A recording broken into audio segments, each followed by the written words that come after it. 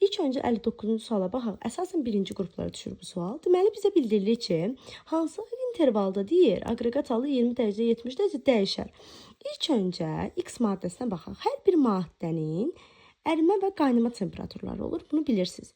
Deməli X-də T ərimə temperaturu, T qaynama temperaturu. Mənə deyin görüm, ərimə temperaturuna qədər maddə nə halında olur? Əlbəttə ki, nə halında olur? Bəli, tam doğru deyirsiniz. Bərk halda olur. Bərk. Ərimə temperaturuna, qaynama temperaturuna qədər maddə olur maye halında. Qaynama temperaturundan isə sonra keçir qaz halına. Bunu hər birimiz bilirik, elə deyilmi? Bizə burada bildirilir ki, ərimə temperaturumuz 40 dərəcədir. Biz bura 40 dərəcəni qeyd edirik. 40 dərəcədir. Qaynama temperaturumuz 120 dərəcədir. Burada 120 qeyd edirik. Və bizə burada bildirilir ki, uşaqlar, 20 dərəcədən 70 dərəcədək intervalda aqreqat halı necə dəyişir? 20 dərəcə hara düşür? Baxın, deyəcəksiniz ki, mənim bura düşür. Bəs 70 dərəcə hara düşür uşaqlar? Baxın, bura düşür.